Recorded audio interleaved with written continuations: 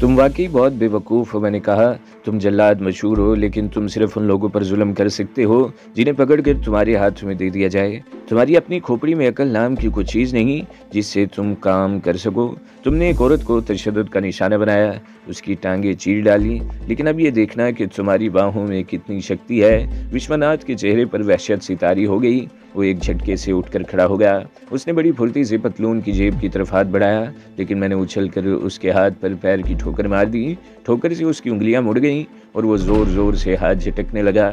मैंने उसे संभलने का मौका दिए बगैर दूसरी ठोकर उसके घुटने पर लगाई। वो एक टांग पर नाच कर रह गया। अगली ठोकर उसकी दूसरी टांग पर लगी। वो अपनी जगह पर उछला और कोहलों के बल जमीन पर गिरा। मैं विश्वनाथ को संभलने का मौका नहीं देना चाहता था। उसने जमीन पर पड़े पड़े एक बार फिर हाथ पतलून की जेब की तरफ बढ़ाया। इस मर्तबा मेरे पैर की ठोकर उसकी कनपटी पर लगी और वो बिलबिला कर रह गया। दूसरी ठोकर मैंने उसके कांधे पर लगाई। वो एक बार फिर चीख उठा। तुमने अपने लिए खुद ही इस जगह का इंतखाब किया था। मैंने उसे एक और ठोकर मारते हुए कहा, इस वीराने में तुम्हारी आवाज़ कोई नहीं सुनेगा। यही बंगला तुम्हारी समाधि बनेगा। विश्वनाथ अपना सीधा हाथ झटक रहा था। उसके चेहरे पर कर्ब के आसार नुमाया थे और फिर अचानक ही उसने मेरी तरफ छलांग लगा दी। मैं फुर्ती से एक तरफ हटकर उसकी जद में आने से बच गया। वो अपनी ही जोंग में लड़खड़ाता हुआ मुझसे आगे निकला तो मैंने उसके कोलों पर लात रसीद कर दी। उसका सर दीवार से टकराया। मैंने लपक कर उसे शर्ट के कॉलर से पकड़ लिया और ज़रा सा पीछे खींचकर उसका सर पूरी कुव्वत से दीवार से टकरा दिया। वो चीख उठा। उसका सर फटा तो नहीं, लेकिन चोट अच्छी खासी लगी थी। वो एक बार फिर पतलून की जेब की तरफ बढ़ाने के लिए हाथ निकालता रहा। मैं समझ गया कि वो जेब से पिस्तौल निकालना चाहता है। मैंने उसका कॉलर छोड़कर उसकी कलाई को दोनों हाथों की गिरफ्त में ले लिया और उसे पूरी कुव्वत से मोड़ता चला गया। सीता अब तक एक तरफ खड़ी थी और फिर अचानक ही उसने आगे बढ़कर विश्वनाथ की टांगों के बीच में जोरदार ठोकर मार दी। विश्वनाथ बिलबिला उठा। बाजू मेरी गिरफ्त में होने के बावजूद वो झुकता चला गया। सीता ने उसकी ठोड़ी पर नीचे की तरफ से घुटने की ज़रब लगाई। वो एक बार फिर चीख उठा। तुम जीवन का मज़ा लूटने के लिए मुझे अपने साथ यहाँ लाए थे ना? मैं तुम्हें बताती हूँ जीवन का मज़ा क्या है। सीता कहते हुए कमर पर लिपटी हुई साड़ी खोलने लगी। साड़ी की नाल को काबू में रखने के लिए 2 बकल लगे हुए थे। इसने दोनों बकल खोलकर साड़ी उतार दी। अब उसके जिस्म पर ब्लाउज और पेटीकोट रह गया था। लो देखो और अच्छी तरह देख लो कि मैं तुम्हारी जिंदगी में आने वाली आखिरी औरत हूँ। सीता तन कर विश्वनाथ के सामने खड़ी हो गई। तुम बहुत बहादुर हो ना, जल्लाद हो। लोग तुम्हारा नाम सुनकर थर थर कांपते हैं, लेकिन अब मैं जान गई हूँ कि तुम में कितनी शक्ति है।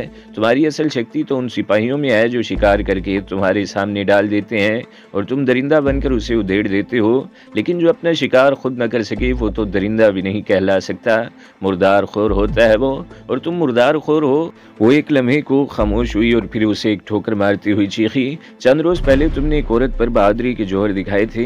वो तुम्हारे सामने बेबस पड़ी थी, हाथ पैर नहीं ला सकती थी और तुमने उसकी टांगें चीर दी। आज भी तुम्हारे सामने एक औरत खड़ी है, आओ आजमाओ अपनी शक्ति। और विश्वनाथ ने अचानक ही झटका देकर अपना बाजू मेरी गिरफ्त से छुड़ाया और सीता पर छलांग लगा दी।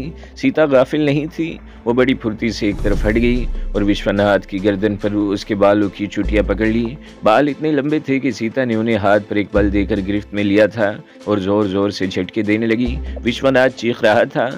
वो दोनों हाथों से बाल छुड़ाने की कोशिश कर रहा था। सीता ने उसके एक घुटने के पीछे ठोड़ी मारी। वो लड़खड़ा कर जमीन पर गिरा।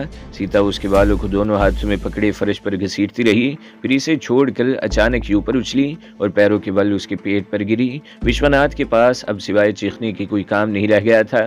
सीता ने दौड़कर मेज पर शराब की बोतल उठा ली और इसे गर्दन से पकड़कर विश्वनाथ की तरफ लपकी। विश्वनाथ उस वक्त उठने की कोशिश कर रहा था। सीता ने बोतल इसके सर पर दे मारी। विश्वनाथ के मुंह से निकलने वाली ये चीख सबसे ज्यादा जोरदार खौफनाक थी। उसका सर फट गया था और खून बह निकला था। जख्म पर शराब पड़ने से वो और भी नाच उठा था। टूटी हुई बोतल अब भी सीता के हाथ में थी। मैंने सीता की तरफ देखा। उसके चेहरे पर बेपनाह दरिंदगी नजर आ रही थी। विश्वनाथ के दोनों हाथ सर पर थे। उसका चेहरा खून से तर था। वो पुश्त पर पड़ा तड़प रहा था। सीता के हाथ में टूटी हुई बोतल एक खतरनाक हथियार बन गई थी। उसके टूटे हुए कोने बल्ब की रोशनी में चमक रहे थे। उसने टूटी हुई बोतल को खंजर की तरह सर से ऊपर उठाकर उसके पेट पर वार किया।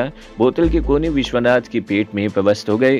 वो जमीन से तकरीबन 1 फीट ऊपर उछला और जमीन पर गिरकर तड़पने लगा। सीता ने बोतल बाहर खींची तो खून के फुहारे उबल पड़े। वो उछल कर एक तरफ हट गई। मैं तुम्हें इस तरह मारूंगी जिस तरह तुमने दुर्गा को मारा था। वो बोतल एक तरफ फेंकते हुए घुर्राई, फिर मेरी तरफ देखते हुए बोली, शमरोज़ इसकी टांग पकड़ो, सख्ती से छोड़ना नहीं। विश्वनाथ तड़प रहा था। मैंने टखने के करीब से उसकी एक टांग गिरफ्त में ले ली। सीता दूसरी टांग पकड़कर खींचने लगी। विश्वनाथ की चीखें बड़ी खौफनाक थी, लेकिन सीता पर भी दरिंदगी सवार थी। वो विश्वनाथ की टांग को खींचती चली गई और फिर एक के बाद दिगड़े कड़क कड़क की दो आवाज़ें सुनाई दी। सीता ने एक झटके से उसकी टांग छोड़ दी और बोतल उठाकर उसकी टांगों के बीच में जोरदार वार किया। फिर बोतल छोड़कर खड़ी हो गई और गहरे गहरे सांस लेने लगी। वो पसीने में तर हो रही थी। मैंने विश्वनाथ की तरफ देखा, वो अब भी बुरी तरह तड़प रहा था और फिर रफ्ता रफ्ता वो साकित होता चला गया। वो बेहोश हो गया था या मर गया था, इसका अंदाज़ा लगाना मुश्किल था। अगर उसके कुछ सांस बाकी भी थे तो मेरे ख्याल में वो ज़्यादा देर तक जिंदा नहीं रह सकेगा। सीता की हालत भी बतदरीज मामूल पर आती चली गई। वो दीवार से टेक लगाए खड़ी गहरे गहरे सांस ले रही थी। मैंने ज़मीन पर पड़ी हुई साड़ी उठाकर उसकी तरफ फेंक दी। अब ये पहन लो और यहाँ से चलने का विचार करो। मैंने कहा, ज़्यादा देर रुकना मुनासिब नहीं होगा। सीता ने मेरी तरफ देखा, उसके होंठों पर फीकी सी मुस्कुराहट आ गई। इसने साड़ी को लेकर पहले उसे झाड़ा, फिर उसके बकल अलग की और उसे कमर पर लपेट कर नाल लगाने लगी। उसने साड़ी पहनने में 5 मिनट से ज़्यादा नहीं लगाए। इस देंगा मुश्ती में उसके बाल बिखर गए थे और चेहरे का मेकअप भी ख़राब हो गया था। उसने दीवार के साथ टंगे हुए आईने के सामने खड़े होकर हाथों से बालों को दुरुस्त किया और बेड पर से अपना पर्स उठाकर दरवाजे की तरफ बढ़ गई। दरवाजे के करीब पहुंचकर उसने मुड़कर एक लम्हे को विश्वनाथ की लाश की तरफ देखा और बाहर निकल गई। बाहर निकलते ही ठंडी हवा के झोंकों ने हमारा इस्तकबाल किया और बरामदे से उतर कर कार के करीब आ गए। मैंने ड्राइविंग साइड का दरवाज़ा खोलकर देखा, चाबी इग्निशन में मौजूद थी। मैंने अंदर बैठकर दूसरी तरफ का दरवाज़ा खोल दिया। सीता पैसेंजर सीट पर बैठ गई। मैंने इंजन स्टार्ट करके कार को रिवर्स गियर में डालकर गेट से बाहर निकलते ही उसे बाएं तरफ मोड़ दिया और रफ्तार बढ़ा दी। इस तरफ आते हुए मैं डिग्गी में बंद था। मैंने कहा, मुझे कुछ अंदाज़ा नहीं कि हम किस तरफ से आए थे, तुम रास्ता बताती रहना, अभी तो सीधे चलते रहो। सीता ने इशारा किया। मैंने रफ्तार कुछ और बढ़ा दी। सीता खामोश बैठी सामने देखती रही। वो इस वक्त बोलती जब उसे रास्ता बताना होता। मैंने भी उसे मुखातिब करना मुनासिब नहीं समझा और खामोशी से ड्राइविंग करता रहा। हम 3-4 दिन तक मकान से बाहर नहीं निकले। राजीव और अखबारात के जरिए हमें सूरत हाल का पता चलता रहा। इंस्पेक्टर विश्वनाथ के कत्ल ने एक बार फिर शहर में हलचल मचा दी थी। उसकी कार हमने एक वीरान सड़क पर छोड़ दी थी और विश्वनाथ की लाश भी अगले रोज सुबह ही दरियाफ्त हुई थी। टूटी हुई बोतल और कार के स्टीयरिंग से उंगलियों के निशानात मिले थे। सीता के निशानात शनाख्त कर लिए गए थे, जबकि कार के स्टीयरिंग से मिलने वाले मेरे उंगलियों के निशानात के बारे में ये शुबा जाहिर किया गया था कि ये कश्मीरी मुजाहिद शमरोज़ की उंगलियों के निशान हो सकते हैं। और अखबारात ने एक बार फिर इस खतरे की निशानदेही की थी कि इन दोनों की जैसलमेर में मौजूदगी ये साबित करती है कि वो अपने किसी और मंसूबे पर भी अमल करना चाहते हैं। जैसलमेर बहुत बड़ी छावनी थी, यहाँ बहुत सी अहम तनसीबात भी थी। इंस्पेक्टर विश्वनाथ के कत्ल के बाद तमाम तनसीबात पर कड़ा पहरा लगा दिया गया था। पुलिस एक बार फिर चौकस हो गई थी और शहर में चेकिंग शुरू कर दी गई। कई मुश्तबा लोगों को पकड़कर हवालात में भी बंद कर दिया गया था। इंस्पेक्टर विश्वनाथ के कत्ल के हवाले से यह खबरें अखबारात में शाया हुई थी कि पिछली रात उसे महाराजा क्लब में एक हसीन लड़की के साथ रक्स करते हुए और बाद में उसके साथ क्लब से जाते हुए देखा गया था। मुख्तलिफ लोगों ने उसका जो हुलिया बताया था उसमें बड़ा तजाद था। हर शख्स ने मुख्तलिफ हुलिया बताया था। हम बहरहाल मोहतात हो गए थे। मैं और सीता तो 3-4 रोज़ तक बाहर ही नहीं निकले और फिर हमने घर से निकलने का फ़ैसला कर लिया। लेकिन हम अकेले नहीं थे। कल्पना, शोभा और राजीव हमारे साथ थे। जब हम घर से निकले तो 5 बज रहे थे, इसलिए हमने किसी होटल का रुख करने के बजाय ग्रेसर सागर और सिम जाने का प्रोग्राम बनाया। ये दोनों पिकनिक पॉइंट्स थे। ग्रेसर सागर दरअसल एक बहुत बड़ी मसनूई झील थी जो जैसलमेर शहर के बानी राजा जैसल ने बनवाई थी। पूरे शहर की पानी की ज़रूरत इसी झील से पूरी की जाती थी। 1965 में जब शहर में पानी की सप्लाई का बाकायदा निज़ाम कायम हुआ तो ये तारीख़ी झील महज तफरीह गाह बनकर रह गई। इस झील के वस्त में एक खूबसूरत बारादरी भी थी। झील में पानी ज़्यादा हो तो उस बारादरी तक कश्तियाँ भी चलती हैं। झील ग्रेसर के किनारे से ज़रा पहले पीले पत्थरों का एक खूबसूरत मुनक्कश दरवाज़ा है जिसे तैलोन का दरवाज़ा कहा जाता है। इस दरवाजे के बारे में एक दिलचस्प कहानी सुनने में आई है। तैलोन एक खूबसूरत दुकासा थी जो सिंध से जैसलमेर आई थी। बहुत जल्द उसकी खूबसूरती के चर्चे पूरे राजस्थान में फैल गए। बड़े बड़े राजे महाराजे उसकी चौखट पर सलनयाज खम करने लगे। राजस्थानी जुबान में तैलोन की हुस्न पर बहुत शायरी की गई। तैलोन के पास दौलत की कमी नहीं थी, उसे समाजी कामों का भी शौक था। उसने 1909 में झील के करीब पीले पत्थरों का एक खूबसूरत दरवाज़ा तामीर करवा दिया। झील की तरफ जाने वाले लोग उस दरवाजे से गुजरते थे। जैसलमेर में अगर तैलोन के चाहने वाले बड़ी तादाद में मौजूद थे तो इसके हासिदों की भी कमी नहीं थी। कुछ लोगों ने राजा लवाहन सिंह के कान भर दिए कि मासूम लोग एक तवाइफ के बनाए हुए दरवाजे से गुजरेंगे तो बड़ा पाप होगा। महाराजा ने दरवाज़ा मस्मार करने का हुक्म दे दिया। तैलोन को महाराजा के इस हुक्म का इल्म हुआ तो इसने चंद पंडितों को अपने साथ मिलाकर उस दरवाजे के ऊपर विष्णु भगवान का मंदिर तामीर करवा दिया और इसमें मूर्तियां रखवा दी। महाराजा इस दरवाजे को मस्मार नहीं करा सका। ये खूबसूरत दरवाज़ा आज भी जूं का त्यों मौजूद है। झील के किनारे कुछ वक्त गुजार कर हम किराए की गाड़ी में सिम की तरफ रवाना हो गए। सिम जैसलमेर से तकरीबन 40 किलोमीटर के फासले पर एक खूबसूरत जगह है। यहाँ कोई झील या तारीखी इमारत नहीं, ऊंचे नीचे टीले हैं और उनके परे उफक तक सुनहरी रेत का सहरा है। यहाँ लोग सिर्फ गुरूब आफ्ताब का मंजर देखने के लिए आते हैं। उस वक़्त हज़ारों की तादाद में लोग मौजूद थे, उनमें गैर मुल्की सयाह भी थे जो योगा के स्टाइल में टीलों पर आलती पालती मारे बैठे हुए थे। एक बाकायदा मेले का समा था, लोग ऊँटों की सवारी से लुत्फ़अंदोज़ हो रहे थे। खाने पीने की चीज़ों की लातादाद स्टॉल्स भी मौजूद थे। उफक पर आहिस्ता आहिस्ता ढलता हुआ सूरज सुर्ख गोले की तरह जैसे फ़िज़ा में मुअल्लक होकर रह गया था और यूं लग रहा था जैसे तहद्दे निगाह फैला हुआ सहरा लहू की लहरें लिए हुए समंदर में तब्दील हो गया हो। गुरूब आफ्ताब के थोड़ी देर बाद तक ये सुर्खी बरकरार रही और फिर सुरमई धुंधलका फैलने लगा। लोगों की वापसी शुरू हो गई थी। हम भी टीले से उतरकर उस तरफ चलने लगे जहाँ हमारी किराए की गाड़ी खड़ी थी। अभी हमने चंद गज का फासला तय किया था कि एक कार हमारे करीब आकर रुकी। दरवाज़ा खुला और एक आदमी उतरकर हमारे सामने खड़ा हो गया। वो चंद लम्हे बारी बारी हमें देखता रहा, फिर सीता के चेहरे पर नज़र जमाते हुए बोला, मेरा नाम बाबू राव है, सीता देवी, इंटेलिजेंस ऑफिसर बाबू राव। ये नाम सुनकर मेरा दिल उछल कर हलक में आ गया। मैंने मतवहश नज़रों से उसकी तरफ देखा और फिर सीता की तरफ देखने लगा। इसके चेहरे पर भी हवाइयाँ सी उड़ गई थीं। इंटेलिजेंस ऑफिसर बाबू राव, उस शख्स ने अपना नाम दोहराया। मैंने सीता के चेहरे से नज़र हटाकर इधर उधर देखा। हमारे आसपास हज़ारों लोग थे। उस हुजूम में अगर सिर्फ एक फायर की आवाज़ गूंज उठे तो इस तरह भगदड़ मच जाए कि किसी को दूसरों का तो क्या अपना भी होश नहीं रहेगा और किसी को पता भी नहीं चलेगा कि कहाँ कोई लाश गिरी है और लाश गिराने वाला कौन था। खोपड़ी में भेजा रखने वाले लोग ऐसे ही मौक़ों से फ़ायदा उठाते हैं। यही सब कुछ सोचते हुए मैंने धोती के बल में छुपाया गया पिस्तौल निकालने के लिए कुर्ते के नीचे हाथ डालना चाहा तो वो शख्स बोला, नहीं मिस्टर शमरोज़। उसका लहजा माकूल था। ना तो मैंने सख्ती महसूस की थी और ना ही ऐसी नरमी कि किसी खुशफहमी में मुब्तला हुआ जा सकता। कोई गलत हरकत तुम्हारे लिए नुकसानदेह साबित हो सकती है। इसके बरक्स अगर तुम चाहो तो मैं तुम्हारी तरफ दोस्ती का हाथ बढ़ा सकता हूँ। दोस्ती मेरे मुंह से बेख्तियार निकला।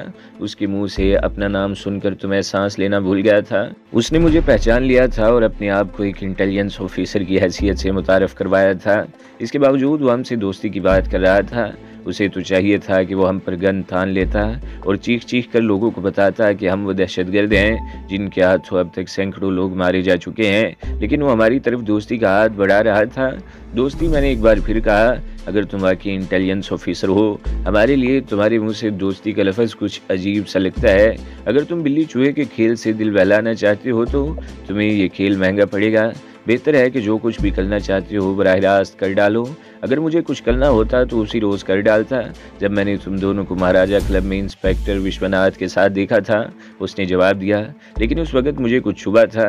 सीता देवी की आंखों की रंगत ने मुझे शशोपंज में मुब्तला कर दिया था। लेकिन अगली सुबह इंस्पेक्टर विश्वनाथ की लाश मिली तो मुझे यकीन हो गया कि रात को उसके साथ महाराजा क्लब में रक्स करने वाली सीता देवी ही थी। और ये नतीजा अखज़ करना भी मुश्किल नहीं था कि उसके साथ दूसरा आदमी शमरोज़ के सिवा और कोई नहीं हो सकता। वो चल में खामोश हुआ, फिर बात जारी रखते हुए कहने लगा, इसके बाद तुम लोग गायब हो गए। मैं तुम लोगों की तलाश में सरगर्द रहा और आज से पहले इत्तेफाक से मैं धोबी पहाड़ी से गुजर रहा था कि तुम लोग नज़र आ गए। मैं तुम लोगों को वहीं रोक सकता था, लेकिन ऐसा करना मुनासिब नहीं समझा और पीछा शुरू कर दिया। ग्रेसर सागर पर भी तुम्हारे करीब नहीं आया। मुलाकात के लिए ये बेहतरीन जगह थी, इसलिए मैंने इस मौके से फ़ायदा उठाया और ऐसा करने की कोशिश कर रहा हूँ। मैं चलने में गहरे गहरे सांस लेता रहा, फिर उसकी तरफ देखते हुए बोला, तुम्हारी बातें अब तक मेरी समझ में नहीं आ सकी। तुम इंटेलिजेंस ऑफिसर हो और हम हिंदुस्तान की पुलिस, इंटेलिजेंस, आर्मी और हर इदारे को सबसे ज़्यादा मतलूब दहशतगर्द। लेकिन दोस्ती की बातें, इसे मेरी गर्ज समझ लो। उसने मेरी बात काट दी। हिंद सरकार हमें चंद हज़ार रुपए महीना पगार देती है और हम अपनी जानें हथेली पर लिए फिरते हैं। कई बेवकूफ़ मारे भी जाते हैं। वो किसी मौके से फ़ायदा उठाने की बजाय अपनी जान दे देने को तरजीह देते हैं। लेकिन मैं उसे क्रांति, कुर्बानी या आत्महत्या समझता हूँ और मैं ऐसे लोगों में से नहीं हूँ कि जीवन में आने वाले किसी सुनहरी मौके को ज़ाया कर दूँ। किस्मत ज़िंदगी में सिर्फ एक बार मेहरबान होती है, वो बार बार ऐसे मौके नहीं देती। तो गोया ये तुम्हारे लिए एक सुनहरी मौका है जिससे तुम फ़ायदा उठाना चाहती हो। मैंने उसके चेहरे पर नज़र जमाते हुए कहा। हाँ, वो इधर उधर देखने लगा, फिर बोला, मेरा ख्याल है हमें किसी जगह पर बैठकर इत्मीनान से बात करनी चाहिए। आओ वहाँ बैठते हैं। उसने एक तरफ इशारा किया। एक टीले की तरफ चल दिए जिसके दामन में थोड़े थोड़े फासले पर भेलपुरी, फ्रूट, चने, हलीम और इसी किस्म की चीज़ों के ठेले खड़े थे।